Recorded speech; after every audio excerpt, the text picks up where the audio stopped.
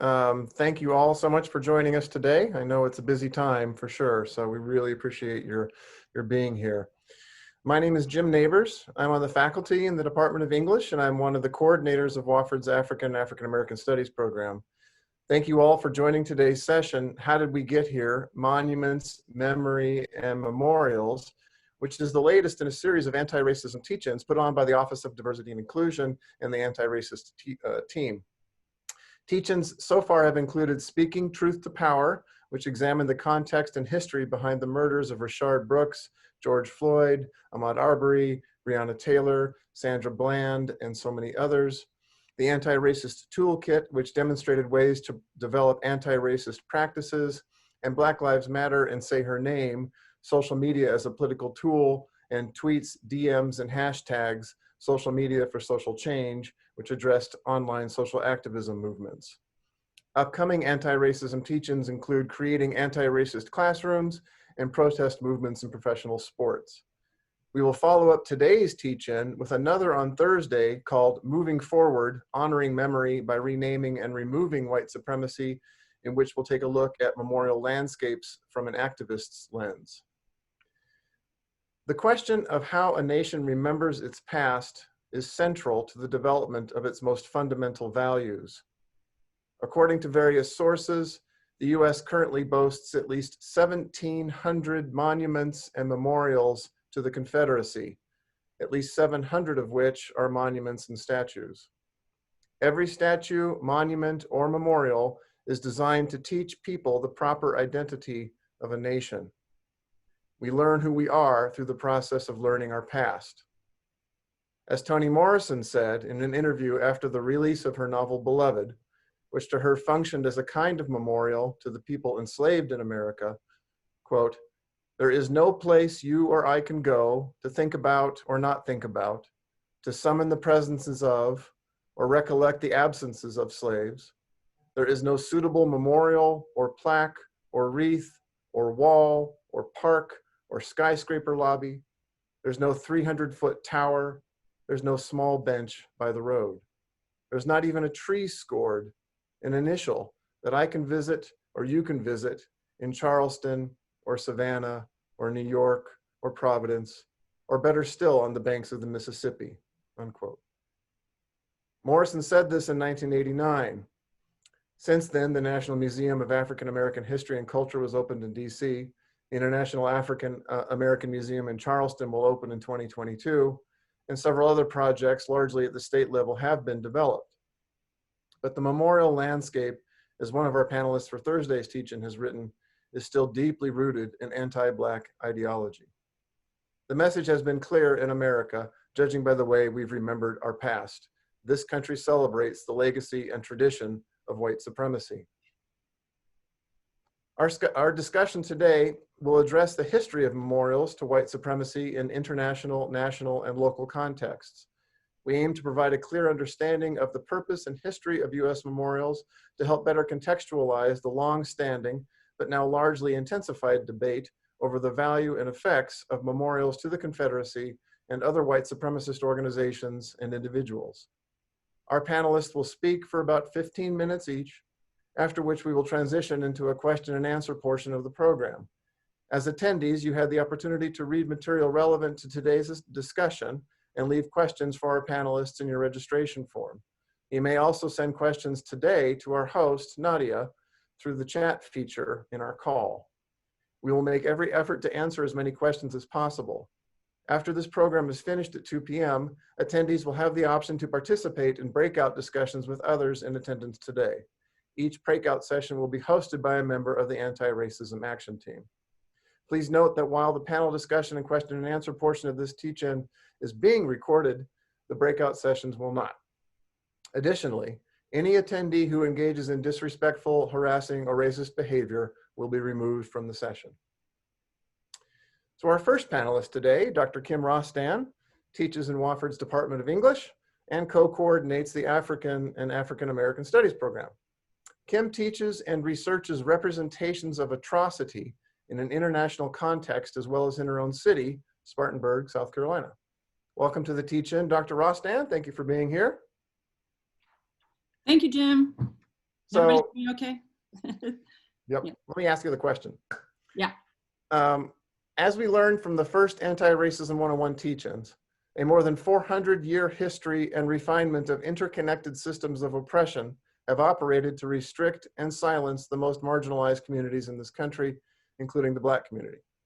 One of the most powerful methods of control has been the creation of an entire landscape of white supremacist monuments and memorials, which has helped to shape cultural memory and identity in ways that have attempted to erase, discredit, and dismiss Black, Indigenous, and other people of color's experience and history. Would you help us to understand better the purpose and effect of white supremacist memorials? Thank you. Hi, everyone. Thank you for being here today. Well, what if we just start with the biggest, elephantiest question in the room? How is it that some Americans have come to view relocating Confederate monuments as erasing our history? And who does the our in that phrase, our history, include? The pronoun matters. This our actually conceals an egregious form of forgetting. As Professor Neighbors just read in that striking reading from Toni Morrison, there isn't even a tree scored, only a smattering of memorials for, or obscure plaques for over 250 years of slavery, while there are over 1,700 commemorations honoring the 4 years of the Confederacy. The hour as it stands is incomplete and inadequate, deliberately incomplete, inexcusably inadequate. So before we start today, I would just like to pause and take a moment. And what I want to do is for us to uplift the memory of Black and Indigenous people of this area who are not enough acknowledged by Greater Spartanburg and certainly not acknowledged in the phrase, our history. I do want to alert you that some of what I'll ask us to recollect is very disturbing. I'd like for us to hold in this space the memory of Tobias Booker Hartwell, a community leader and change maker in Spartanburg, who was formerly enslaved by Wofford's second president, President Shipp. And Harriet Fernandez, a formerly enslaved woman who survived a sadistic Ku Klux Klan attack along with her young daughter in 1871 and gave an electrifying testimony against Klan members in front of a federal commission. A commission that misrecorded her name and tried to shame her and blame her for her own attack, and she called them on it. I'd also like to remember the hundreds of victims and survivors of Klan attacks in Spartanburg, in addition to what some historians have called the ordinary violence of a typical workday of people of color in the post-war South. And Emmanuel Waddell, an Indigenous man, and Simpson Foster, who was formerly enslaved, who together founded the agrarian community of Little Africa in Spartanburg County. And let's remember that this same community united just weeks ago to clean the racist graffiti that had been sprayed across their town sign. And I also want to hold in this space the memory of John J. Moore, lynched in Spartanburg by a mob of 200 white citizens in broad daylight in June 1879. Obadiah Thompson, taken from prison in February 1886 and lynched by a crowd in a grove on Main Street about a half mile from the courthouse. Dick Wofford, lynched in December 1894 in Spartanburg County after being declared by judge and jury not guilty of any criminal charges. Bob Kennedy, who was lynched by a mob in Spartanburg County on November 7th, 1893. Ike Anderson, still a boy, killed by a mob in Spartanburg County on December 20th, 1893. Thank you to Luke Marr at Sander Tesler Library, who's been invaluable for his archival activism and researching this traumatic local history. And thank you to Rhiannon Liebrick, a Wofford professor of sociology, who was also instrumental in her consultations with me about today. Thank you all. The remembrance of these individuals I've called in this space wouldn't be accounted for in our history. That is, it's long been repressed by narratives of honoring the Confederacy. I can't begin to tell you how difficult it was, the amount of digging it took to locate their names. Historians' work is in constant dialogue with historical evidence. And fortunately for you all, you're going to get to hear from the actual historian next. That's not me. Any narrative that simply glorifies the Southern Confederacy or maintains the image of white innocence is deliberately revising such historical work and minimizing America's horrific history of violence against people of color. Today's session is to help situate the conversation about Confederate monuments, first in the context of national history, and then to look at this through a more global scope. This conversation about monuments has emerged in mainstream lately with the help of the Black Lives Matter movement, but it is by no means a new conversation, and it will continue to replay until we hold ourselves accountable for a fuller history. Our relationship with the past is a constant negotiation of remembering and forgetting. Those in power have the most influence over what is publicly remembered and what is not. This process is something sociologist Maurice Halbwachs has called collective memory. It is different from the term history. Collective memory refers to how communities shape individual memory, sometimes deliberately. Generations of Americans have been influenced by collective memory campaigns. Nearly every bridge, street, public square, and post office has been claimed and named. We even know in whose honor the trash is being picked up on our roads. People of color have been largely excluded from this collective memory making. And this was only slightly mitigated after the civil rights movement. Physical structures are powerful affirmations of collective memory. And when we talk about marshaling collective memory through physical structures, I don't think we can talk about it without making a distinction between the terms memorial and monument. The limitations of monuments, the Confederate monuments that we're talking about today, are best understood when we can contrast them with memorials. So permit me to give you just two definitions. And while I do that, I'm going to share with you my screen so you can look at a picture. Let's see how this goes. All right. It tells me I'm screen sharing, so let me know if I'm not, in fact. A memorial acknowledges great loss. It generally has a somber design. In recent years, public memorials across the globe have focused on reflection and education. They tend to highlight loss with some sort of gap or recess, negative space in the design footprint of the project. At the 9/11 memorial in New York City that you're looking at here, these sunken reflection pools are really an unflinching acknowledgement of loss. I'll move you to the next slide. A public monument is very different, though. It typically celebrates a person or event and upholds a set of values, purposely shaping cultural memory around those values. Monuments are often imposing and sometimes remarkably tall. Here's an example of that. That's in Copenhagen. It's quite the opposite of the 9/11 memorial, where there's an emphasis on descending depths and reflection. Usually, monuments are placed in prominent locations, such as courthouses and city centers, and that tells us they're central to that culture. Monuments are also the structures that may risk overriding trauma with a redemptive or even triumphant story. The 9/11 Memorial Tour Guide site advertises the One World Trade Center Tower to visitors this way. End your visit on an uplifting note with extraordinary views from the Freedom Tower. Here we go. Stop sharing for a moment. I've lived most of my life in North Carolina and South Carolina. As a teacher and scholar, I come to today's discussion having researched memorial cultures and testimony in the wake of authoritarian regimes and genocide. Mostly I focus on South Africa, Germany, Argentina, Sri Lanka, and Rwanda. And until recently, if an American academic at a conference were asking the question, how does a society move forward from a collective atrocity? They were generally not talking about the US. Over the years, I've come to realize the appalling nature of this oversight. It neglects the atrocities this country has committed against Black, Indigenous, and people of color. In the wake of atrocity, people push forward, transitioning away from the worst of injustices.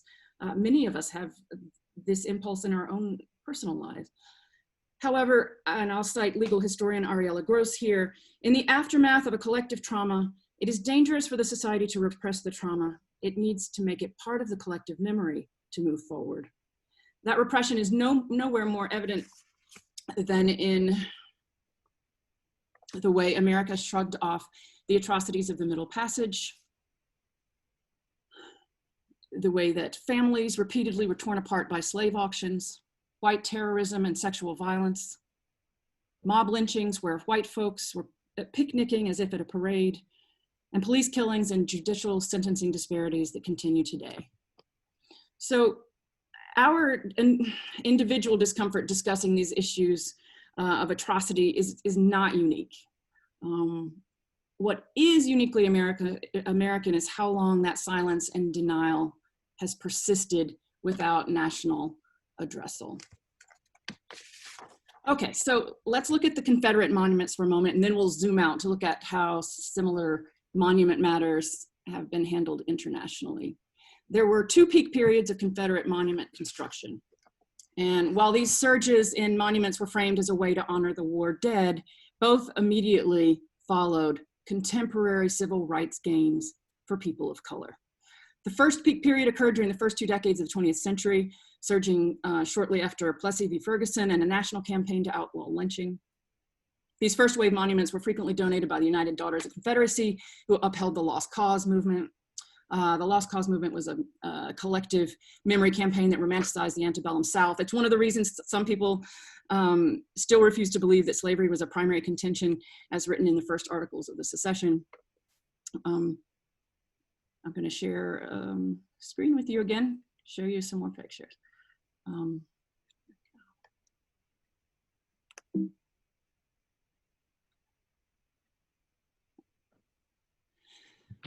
This romanticized perspective, the Lost Cause movement, disproportionately depicts the youthful, poor white soldier sacrificing himself out of duty.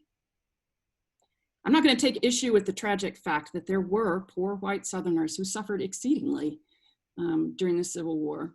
But the question is, why is that the memory people choose to cradle, whilst forgetting and forgiving a violent system that did not recognize the humanity of people of color? That's collective amnesia. A second wave in this campaign to dominate collective memory occurred in the 1950s and 60s, shortly after Brown versus Board of Education and federal desegregation. Of the 109 schools in the US named after Confederate figures, more than a third were built between 1950 and 1970. This is Robert E. Lee's 60-foot equestrian at the epicenter of this controversy, right in the center of Richmond on Monument Avenue. It was built in 1890. Here's the image I also really want us to focus on. This one's important. When Richmond erected a statue of Black tennis legend Arthur Ashe around 1996, white protesters called the presence of his monument cultural genocide. The outrage of these heritage groups at the idea of Black memory or the advancement of people of color is a clear indicator that these monuments appeal to white dominance and they refuse to share space. A couple others. This is more recent from 2017, Unite the Right. And this is As It Stands. So what happens, shift now further afield, what happens to monuments elsewhere in the wake of other failed regimes? So let's start with a question, or an example from antiquity. If you ever wondered, you didn't think I was going to hear, did you? If you ever wondered what happened to those pharaohs' noses, the deliberate destruction of Egyptian sculptures was common practice in late antiquity. Actually, there was someone whose sole job it was to hammer eyes and noses on those monuments. It was supposed to deactivate the image's strength whenever political or cultural beliefs shifted or were violently overturned. So how cool would that be to have as your job description, professional iconoclast? But that's what they were. Sorry, that's me figuring out PowerPoint. The next slide, let's look now to South Africa. Like the US, it has a history of white supremacy, a half century of official apartheid policy preceded by centuries of colonial subjugation. Many of us here, if you're my age, probably watched the 1994 election of Nelson Mandela on television, lines several miles long waiting to vote. Followed that with the massive efforts of the Truth and Reconciliation Commission in the late 90s, where Desmond Tutu, and other commissioners oversaw public testimonies to the brutalities of apartheid. Ironically, white America could not get enough of this story. They loved it. this story about South Africa reckoning with its history of racial violence. They loved it. They loved Dave Matthews. They loved the TRC. Let me move to next. This is Sapiro is a famous South African political cartoonist, playing on what has happened. The most monuments to the architects of apartheid were relocated to museums when Mandela took office. Here you're going to see on the left, former apartheid president Verwoerd. On the left there, this monument is now housed in a white supremacist settlement. They want to become their own state. A couple of apartheid and colonial monuments still do exist in Pretoria and Cape Town. However, there's been significant proliferation of memorials to victims of apartheid and many commemorations of anti-apartheid leaders. And now we'll move to Soviet Union era monuments. Monuments were a major propaganda tactic of the Soviet Union. Most Stalin monuments came down during the 1950s, so-called de-Stalinization. After 1991, as communist symbols were being dismantled, Russia relocated the most contentious monuments to the Fallen Monument Park in Moscow. Each monument in this park includes a plaque explaining that it's been included in the park for historical significance and that it does not celebrate those values. Right by a monument to Stalin, minus its damaged nose, and I've got a pink arrow there pointing to it, there's a harrowing memorial for the victims of totalitarianism. And I'm sorry, I just had to include this one. In the Ukraine, Soviet iconography is also illegal, but here's a Lenin monument repurposed as Darth Vader. Lastly, I will close by talking about Germany. I don't need to show Nazi symbolism here because we can all envision it, but you won't find it in Germany either, other than in museums, educational spaces, or archives. In fact, it's illegal to monumentalize or memorialize the Third Reich, except for educational purposes. It's also illegal to deny that the concentration camps existed or to deny the magnitude of that genocide. Present day Germany is what people in my field call a memorial culture. In the late 70s, Germans began to reflect on and to create public initiatives for Holocaust remembrances. The stumbling stones that you're seeing here are small brass plaques. They're installed in sidewalks and roads throughout Germany and the rest of Europe. There's also one in Argentina. Each stone features the name of a murdered victim and some biographical history. Here's the Berlin Memorial with its labyrinthine blocks. There's lots of emphasis here on dissension down into the subterranean museum, which is dedicated to survivor testimony. Well, I can't just end there with Germany's shining example of collective acknowledgement. I'll stop sharing my screen here. Active campaigns to control collective memory are resurfacing globally right now. In Russia, 10 new monuments to Stalin have emerged since 2012, uncritically celebrating Russia's past political and military might. At this point, we can circle back to the parallel phenomenon in the US, where Confederate history has been appropriated uncritically. North Carolina alone has erected 35 Confederate monuments since the year 2000. If dominant groups, I'm wrapping up now, if dominant groups narrate history, then the persistent rehabilitation of Confederate memory tells us that at the end of the day, the victor was white supremacy. America did have a massive reconciliation effort after the Civil War, but it was not a reconciliation with Black and Indigenous survivors, and it was not a reconciling with traumatic history. It was a reconciliation between white Northerners and white Southerners at the end of radical Reconstruction in 1877.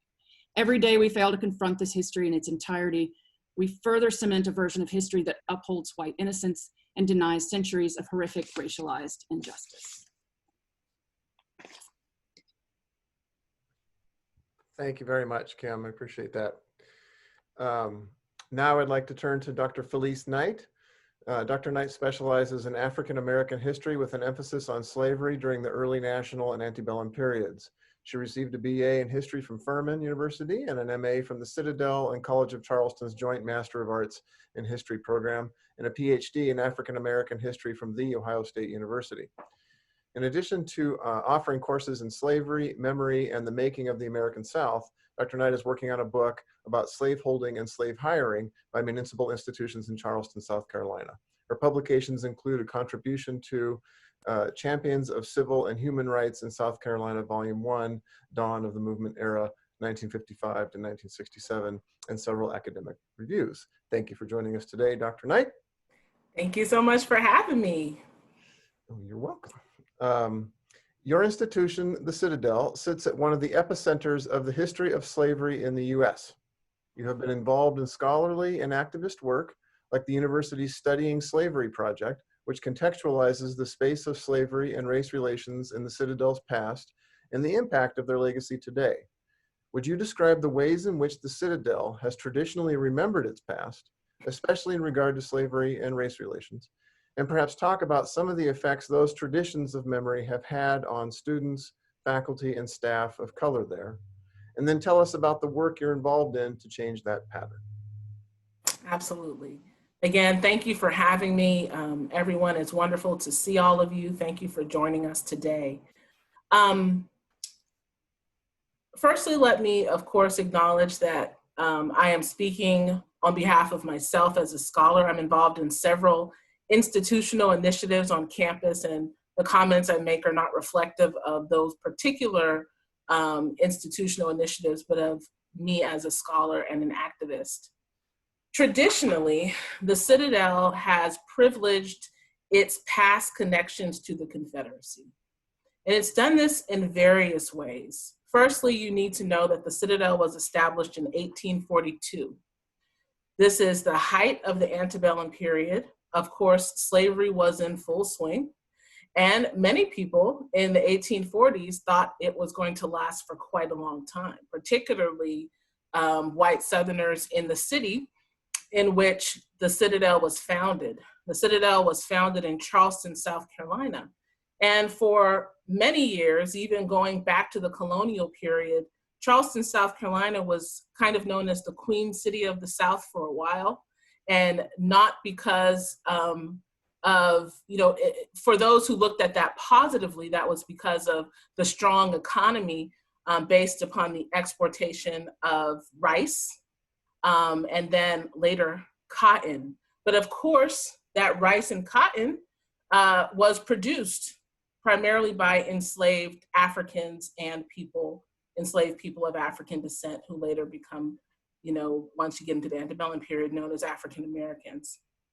And so Charleston itself is indelibly tied to the history of slavery in this nation.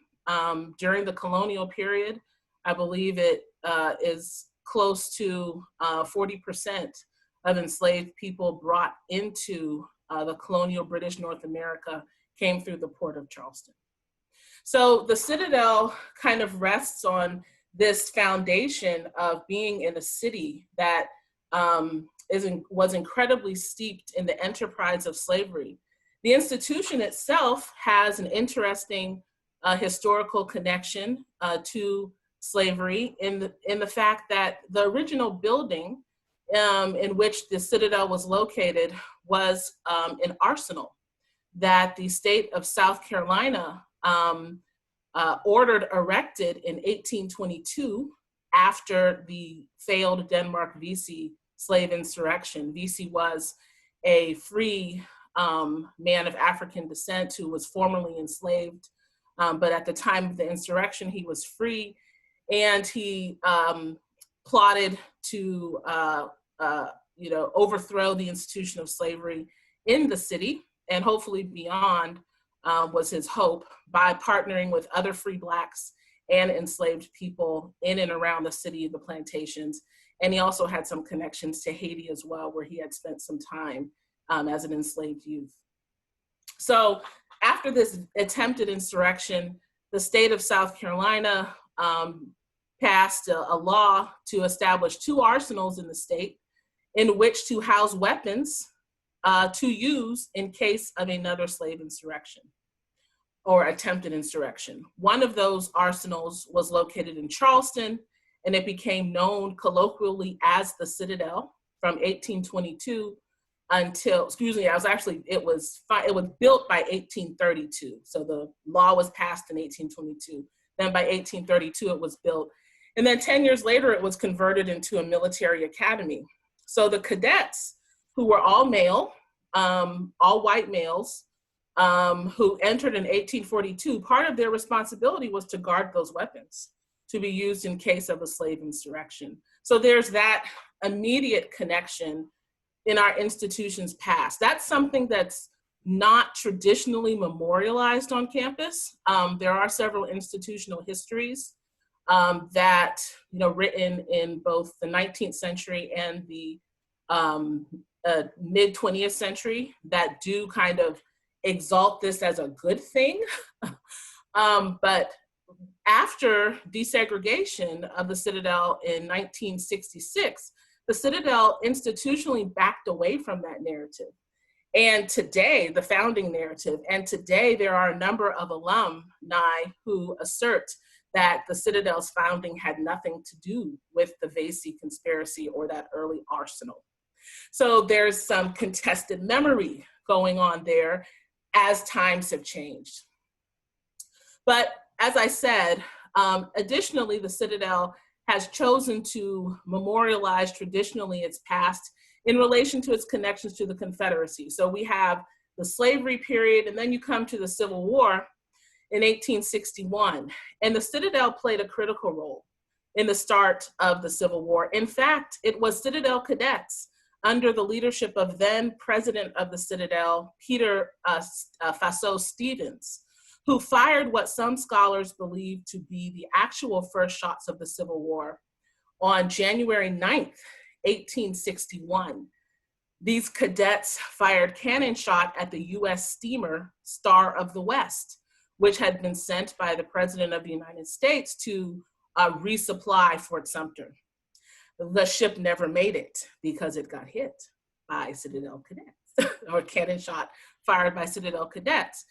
And in the 1960s, at the height of the desegregation battle, of course, Brown versus Board had happened back in the 50s. The Citadel consistently fought against the measures to desegregate the school. But roughly in 61, 62, some meetings were held on campus, and this is coming from research that some of the things I'll talk about in just a minute that I'm involved in. We found out this information from our university archives. But in the early 1960s, the Citadel Senior Leadership and Alumni Association made a concerted effort to start renaming buildings on campus. Things were initially called Military Barracks Number 1, Number 2. Now, even to this day, we have 11 of our 51 buildings, street names, public spaces named after Confederate generals, many of whom were alumni of the Citadel. Some were not. And at that same time, a mural was gifted either in the 50s or the 60s to the Citadel that is now lining the top walls of our library. It is vast, it is huge. From an artistic perspective, it's beautiful, it's well done, but it memorializes the firing on the Star of the West. And so part of this question, Jim, you asked me, to talk about how do these memorials, and especially our built landscape, as well as this imagery on campus, how does this affect faculty, students, staff of color? Well, interestingly, I had a recent conversation with a cadet, and this person informed me that during their freshman year, there is an orientation week for freshmen that indoctrinates them into the military side of the school. Us academics have nothing to do with it. And for better or worse, it's called Hell Week, okay? So during Hell Week, this particular cadet, who is African-American, sought refuge and respite from the challenges of Hell Week in the library. They are not from this area. They are from a different place in the United States. And the moment they walked in and sat down, started looking around, saw the mural, as well as we have walls of portraits of various individuals connected with the institution, all of the portraits of whom are white males, which is not inconsistent with the Citadel's past, as the Citadel, until 1966, only admitted white males and had white males in their upper leadership echelon. However, looking up and seeing a wall full of white males and the Star of the West mural, this student felt very displaced. The individual told me that they wondered why in the world they even came. Did they belong? That's a difficult question, especially for an institution that prides itself on our culture of developing principled leaders and on our culture of camaraderie that is supposed to be formed over the military connections that the students have. And this is a matter that the Citadel has recently addressed in forming an Office of Diversity, Equity, and Inclusion not too long ago, I think maybe in 2014 or 15. But our Chief Officer of Diversity, Equity, and Inclusion, Sean Edwards, is doing a tremendous job addressing these issues. We also have, of course, our multicultural student affairs leader, who is Robert Pickering, who is an African-American alum of the institution, who is also doing work. And then there are academics such as myself and others in the history department, as well as our university archivist, Tessa Updike, her assistant, Alex Adler, as well as our new director of Daniel Library and our recently retired dean of the School of Humanities, Winfred Bowe Moore, who is a well-known historian of the American South.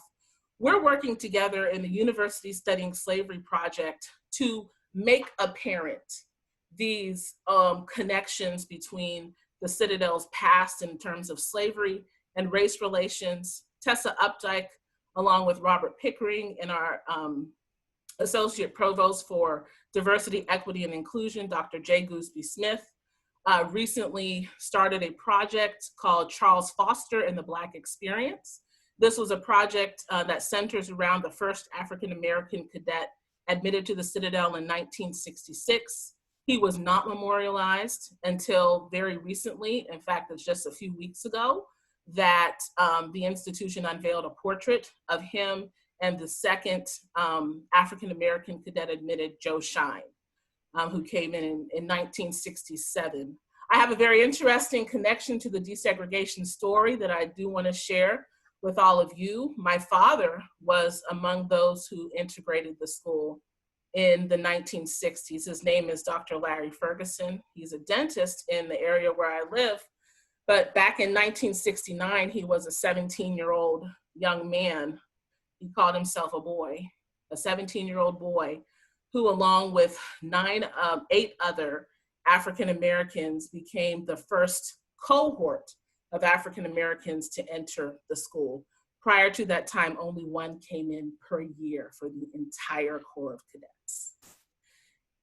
He attended that unveiling of the portrait, and it was very moving and emotional for him. So not only do these issues affect faculty, staff, students, but also alumni at the Citadel.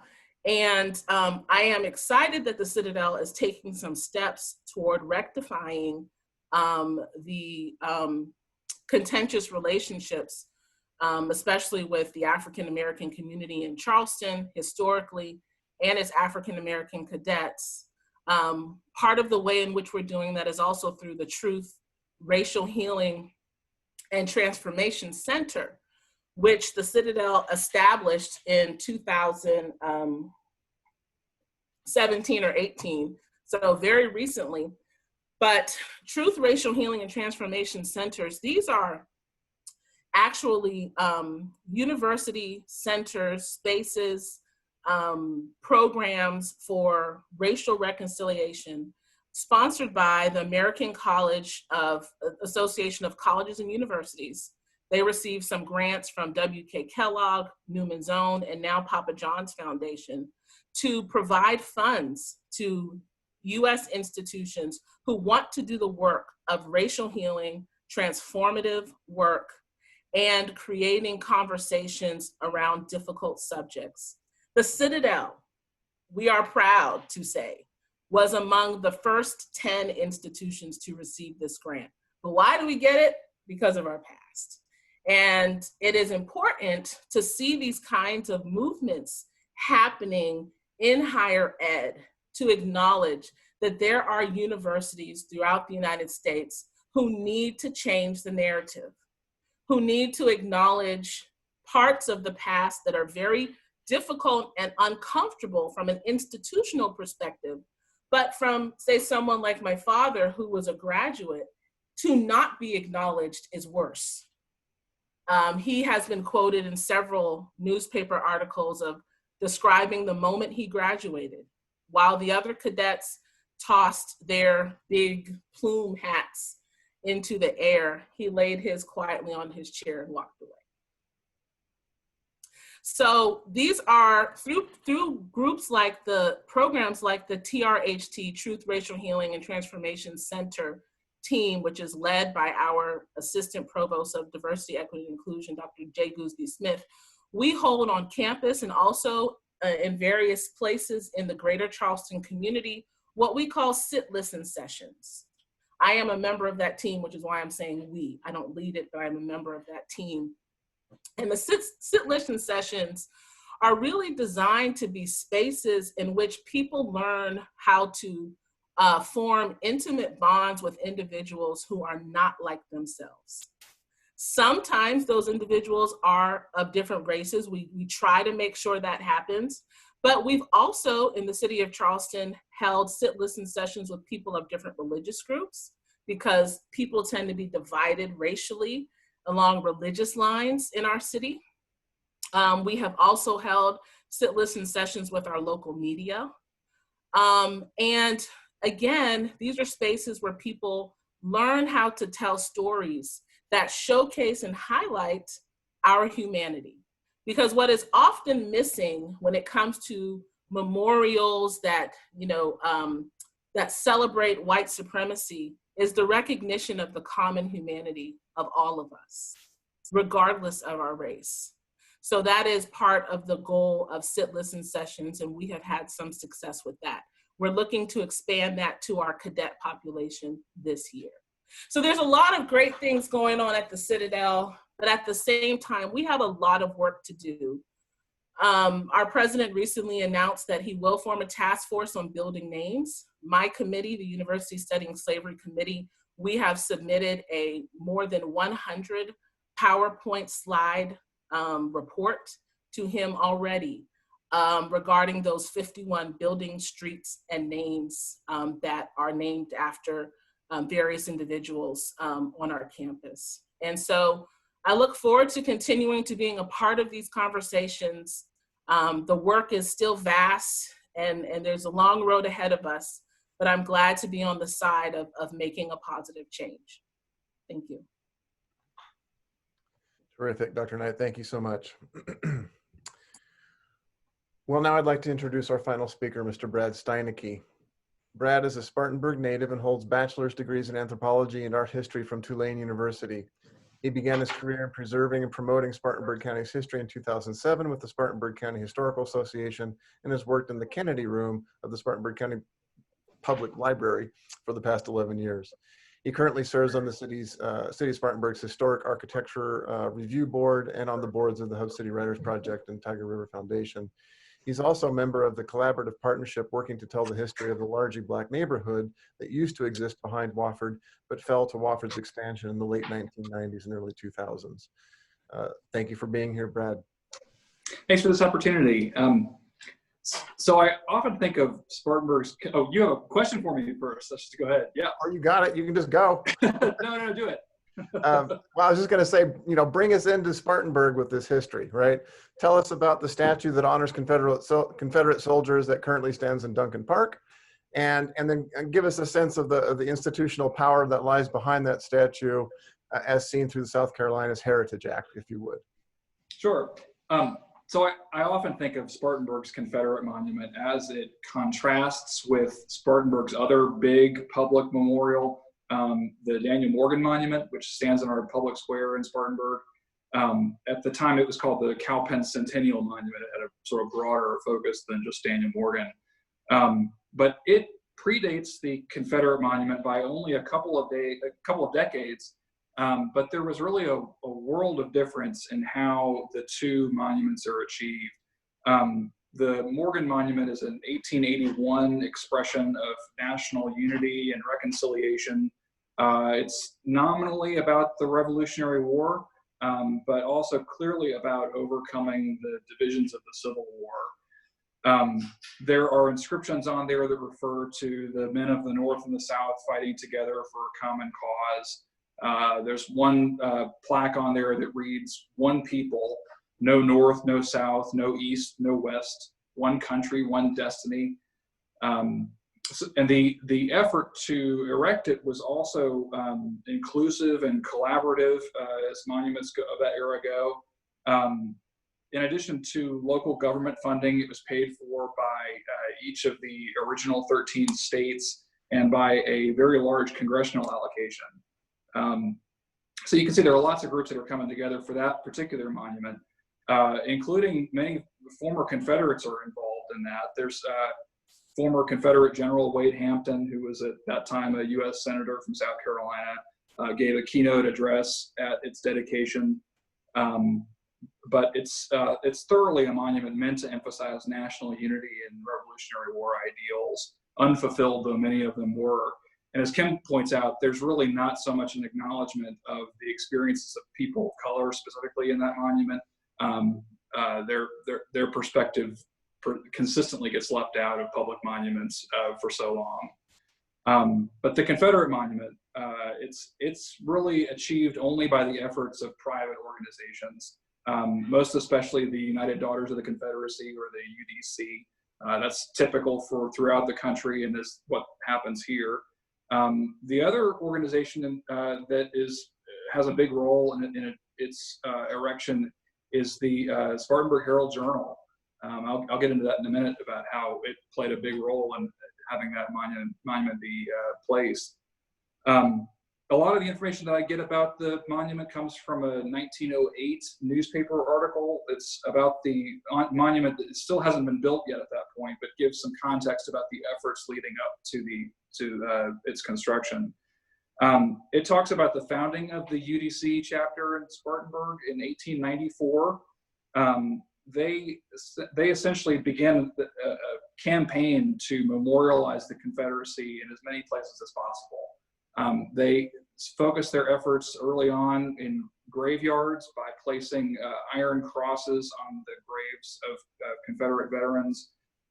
They work closely with local public schools to have the curriculum reflect the ideology that they're promoting.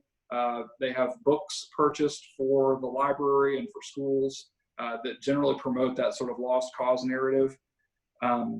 They also work to institute public memorial days, Confederate memorial days, that have wide recognition and sort of observance throughout Spartanburg and the South, beginning around that time period, and also in public monuments.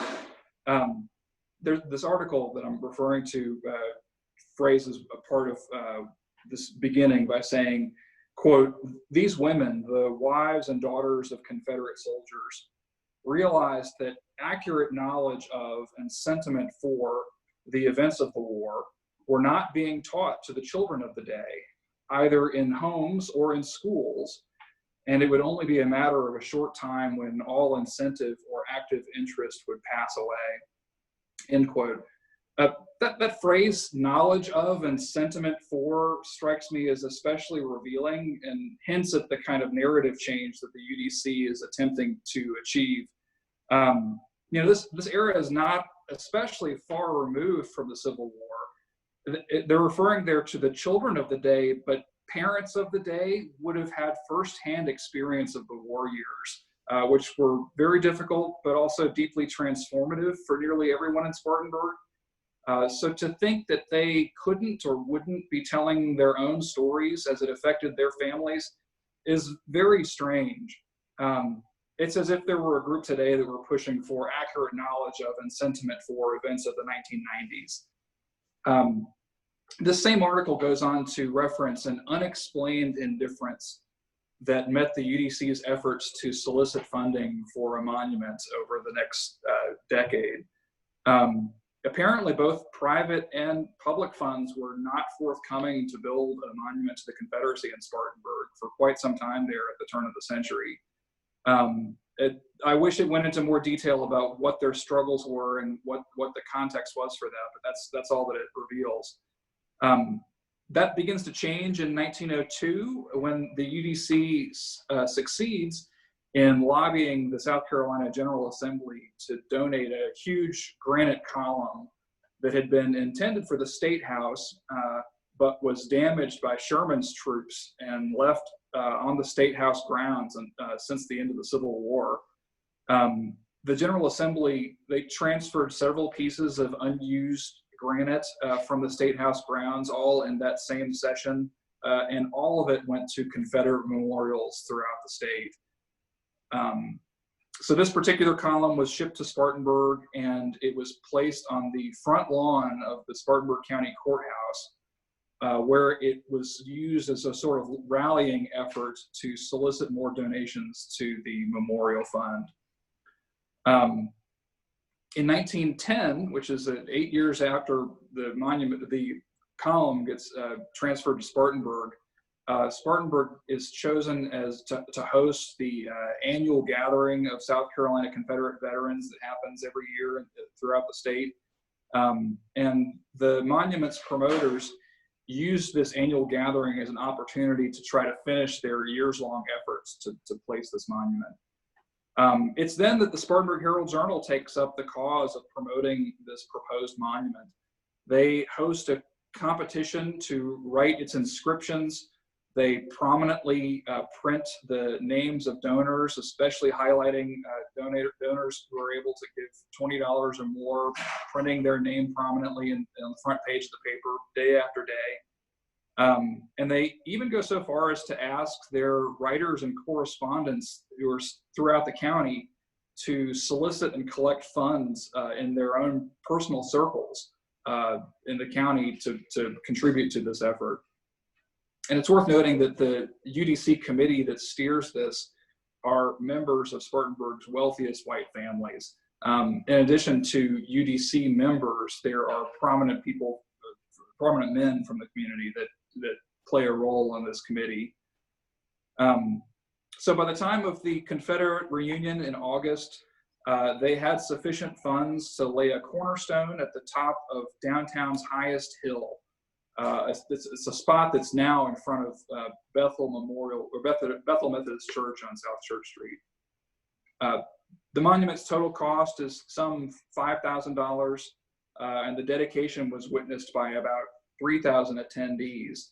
Many of them who were there for the Confederate reunion that's taking place over a long weekend then. But there are also a lot of red shirt men. The red shirts refer to a movement in 1876 that it's an uprising essentially that overturns Reconstruction and reinstitutes a lot of the same power structures that were there during and prior to the Civil War.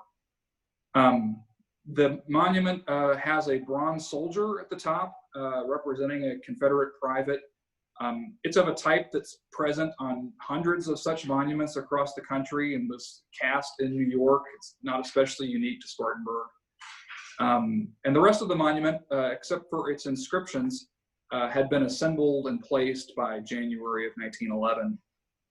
The last remaining piece were the stone inscription plaques that are on there on the outside of it. They weren't completed until 1918.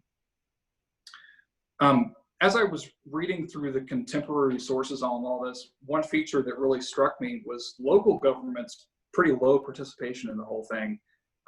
There are two other sites that are discussed as possible locations for the monument.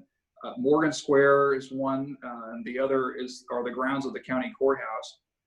Both of these had ample room, but they were declared unavailable. And I'm not sure exactly what the reason for that is. They don't give a reason in the sources that I'm able to find, but it's maybe because they were prominent public spaces and there was some hesitation on the part of local government to be involved in this. It's fascinating to consider that, but triangle of grass where it ultimately gets placed is more or less an accident of road construction at the time. It had been there long before the monument's placed, but it's much wider than other sections of the street and through there. And I suppose it was public land just because it was in the middle of the street, but was not of the same prominence as the town square or the courthouse. The city did contribute financially some to the monument, but it only happens in March of 1911, so 2 months after the monument is finished. I am presuming that's to settle some unplanned expenses or to sort of tie things up there. Interestingly, the group that petitions council about this, they asked for this funding, and council agrees, but they say that they'll have to ask the city attorney if that's permissible. So it seems that they're sensitive to the idea that this may be a controversial effort, or at least legally questionable, considering its recognition of a traitorous event. But the city does agree to maintain landscaping, and they assist with concrete for the monument as well. So it stands there on South Church Street for about 50 years. The UDC had pushed for participation in Confederate Memorial Day activities that included wreath layings at the monument. But it remains a very public reminder of the lingering power that the Confederacy has in the hearts and minds of Spartanburg's powerful. It's a very public notice of that. South Carolina politics had taken a turn towards overt and belligerent white supremacy during this era, and that probably played some role in the timing of the monument's construction. There are troubling inscriptions on it for sure. One refers to the years before the Civil War, when of course slavery is enshrined by law and by local culture. It refers to that era as God's great peace. But the promotional efforts and the speech making that occurs at the dedication, it's more than racial chest thumping or directed hatred. I think what comes across is just a complete lack of acknowledgement of the experiences of people of color. The monument's just blind to that perspective. In the minds of its creators, their story seems to be irrelevant to the story of the Civil War. They're more preoccupied with buoying up the dead and aging Confederate veterans, and a little bit with thumbing their noses at the Yankees too. But it remained on South Church Street until 1966. It gets moved to city-owned property in front of the American Legion in Duncan Park. And that new site had been selected by the 2 UDC chapters in town because there had been a plan to widen the road that was in the works there, and it necessitated the moving of the monument. But it seems to be fairly uncontroversial. There's no protests or really much remark of any kind of the fact that it gets moved from a fairly prominent location to a more obscure one. But the fact that it remains there, especially in more recent times, is really due to a piece of legislation, Jim, that you referred to. It's called the South Carolina Heritage Act. That act is part of a compromise that removed the Confederate flag from the dome of the State House in the year 2000. Basically, it forbids the removal, changing, or renaming of any public monument, marker, school, or street in the state that relates to the Civil War or to the Civil Rights Movement. That's forbidden without a 2/3 majority vote in each house of the General Assembly. That's a remarkably sweeping powers that affect municipalities, counties, and the state at large. And perhaps unconstitutionally, it binds future legislators from acting. Basically, you would need a constitutional amendment to force them to vote at a 2/3 level. And since this is just a regular act, that doesn't qualify. So there's a legal challenge to this law being considered by the state Supreme Court currently. And if the law were thrown out, because the city owns the land where Spartanburg's Confederate monument currently stands, the city presumably would have some say in the monument's future. What's a little bit less clear to me is the ownership of the monument itself, given that the UDC essentially paid for it. But how that is affected by local law is something that I think still needs to be determined and figured out. But there's something to consider there. Jim, that's what I got for you. Thank you, Brad. Thank you all so very much to our panelists today. We don't have time for questions to address them now, but if you'd like to stick around for the breakout rooms, perhaps your questions can be addressed there. Or if you would like to come Thursday to our session, then it's possible we can address some of your questions at that time. I really want to thank the members of the anti-racism team as well for putting this on, and the Office of Diversity and Inclusion. We ran out of time for questions, but boy, 3 terrific presentations today. I feel like I've learned so much from this. So we will now break into the now 28-minute breakout sessions, and your anti-racism action team leader will dismiss you from that room. So thank you to everyone who was able to come today. I really appreciate it. We all do. And take care. Thank you.